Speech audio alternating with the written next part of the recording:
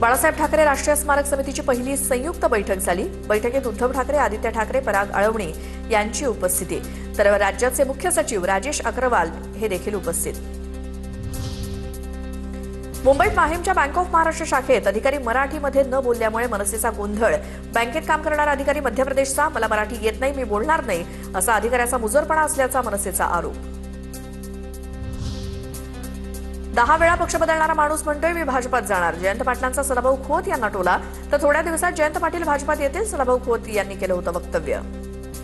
आता काट उलट फिरायला लागलं, हे लय दिवस तिकडे बसणार नाही, थोडे दिवसात बाबा ते भाजपमध्ये येतील।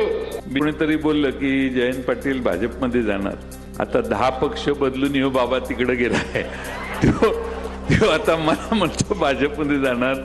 भाजपलाही माहिती आहे की ह्यो कुणाचाच नाही। राज ठाकरेंच्या उपस्थितीत मनसेची बैठक 2029च्या विधानसभेसाठी आत्तापासूनच संघटना बांधणीची गरज। राज ठाकरेंचे मुंबई अध्यक्ष आणि उपाध्यक्षांना आदेश।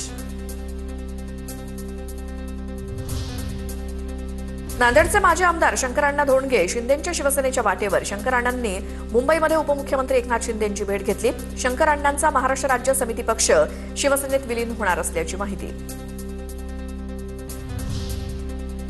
विधानसभा आणि विधान परिषदेच्या आमदारांसाठी 15 ते 22 फेब्रुवारी दरम्यान लंडन अभ्यास दौऱ्याचं नियोजन। एकूण 15 आमदार सहभागी होणार। भाजपकडून विक्रांत पाटील, निरंजन डावखरे, तर शिवसेनेच्या मनीषा कायंदे आणि ठाकरे सेनेच्या वरुण सरदेसाईंचा समावेश, तर लंडनमधील प्रशासकीय कामकाजाचा करणार अभ्यास।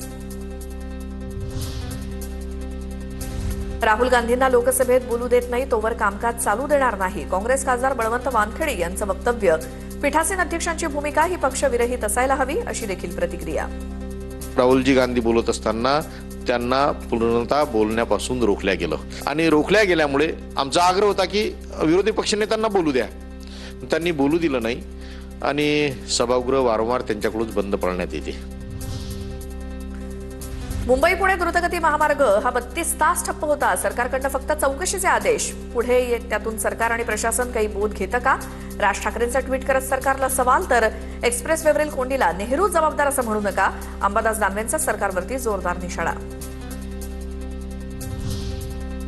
शहाजी बापू पाटलांच्या भ्रष्टाचाराचे गाडीभर पुरावे सादर करणार। शहाजी बापू पाटलांनाच जेलमध्ये जावं लागणार, बाबासाहेब देशमुख यांचा आरोप।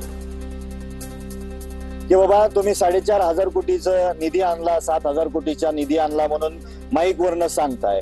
आमच्याकडे ढीगभर पुरावेत, गाडीभर पुरावेत।